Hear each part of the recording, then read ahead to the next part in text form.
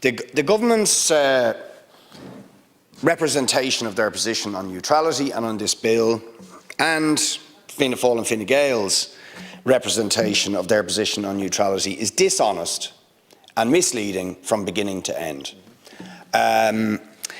It's dishonest on this bill because, let's just be clear, this is a bill to have a conversation, to have a debate of the entire country about the position of neutrality. And precisely we need to do that when there is a greater threat of war globally than there has been for many, many decades between powers that have nuclear weapons. Let's be clear. What does the bill propose? To maintain a policy of non-membership of military alliances or to allow our territory to be used to prosecute war or to transport personnel or war material for the purposes of war. To prevent us adopting a decision by the EU Council to participate in a war, and to only participate in a war with the assent of Dáil Éireann if we are attacked ourselves. Okay? That's what it proposes to do, and that is in line, I believe, with the wishes of the vast majority of people, and it is certainly in line with the traditions of James Connolly, who helped found this state, of Wolfe Tone, of the tradition that established this state in opposition to the slaughter of the First World War and to the colonial domination of the British Empire. So that's what it proposes to do. And in answer to Cathal Berry's question, we don't believe in any shape or form that inhibits our proud tradition of peacekeeping or humanitarian assistance for the oppressed or people suffering around the world. And if there are any concerns about that, they could be addressed at the committee stage in terms of the wording. We're open to amendments on the wording, but the key principles of this are about copper fastening our military neutrality and not being involved in military alliances. And the fact is, you see, the dishonesty of the government is that while they have to pay lip service to neutrality, in reality they have done, and successive Fianna Fáil, Fine Gael governments have eroded, breached, undermined our military neutrality, and they are now seeking to use the terrible crisis and the bloody invasion of Putin of Ukraine to do something they have long been trying to do, which is move us closer to EU militarisation and to the NATO military alliance. That is the truth. And in doing that, they are betraying that very, very proud tradition of opposition to imperialism. You see, of course, Putin's war, let's be absolutely clear, Putin's war in Ukraine is disgusting, it is imperialist, it is bloody, and they should get out of Ukraine. And indeed, we have been consistent in opposing Russia's imperialist adventures in a way that our government and the European Union have not. We opposed Russia's involvement in Afghanistan. We opposed Russia's involvement in Chechnya, the bloody levelling of Grozny. Only a few months ago, we opposed the CSTO, which is their version of NATO's intervention against workers in Kazakhstan.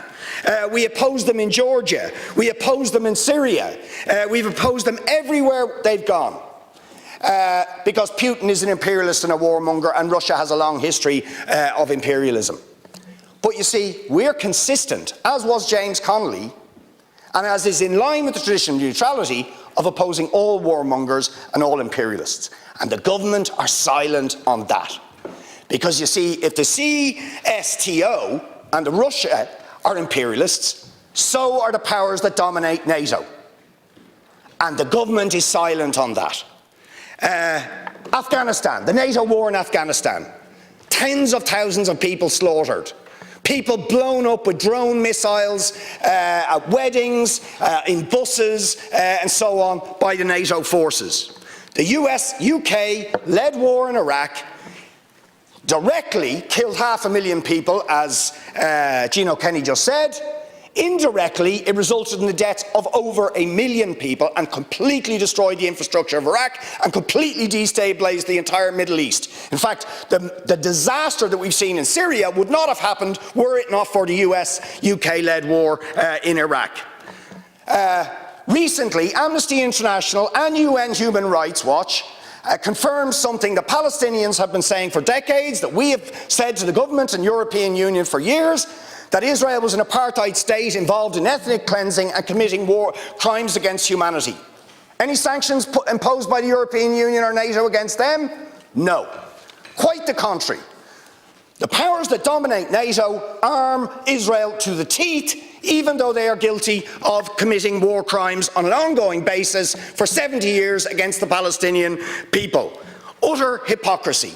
The war in Yemen, conducted by Saudi Arabia, that Leo Varadkar, and every year Ireland sends people over to develop trade relations with the most despotic dictatorship in the world in Saudi Arabia, that has been conducting a war for 7 years in Yemen, that has killed 377,000 people, 10,000 children, and has brought 14 million people to the brink of starvation, according to the UN. Who are they armed by? The US, the UK and France. Directly involved in that war. Any sanctions against them? None. Why? Because it's in the US interest to support the Saudi dictatorship as part of their project of controlling and dominating that area for the purposes of oil. And you could go on through the list, and you're silent on those things. You see, that's what neutrality means. It means not being silent. So it's not about being indifferent, it means being consistent in opposing oppression, opposing imperialism, opposing warmongering, and not being selective, the way the government is, of some wars we're against, other wars we're for, if our allies are involved in them, if they're arming people to conduct those wars.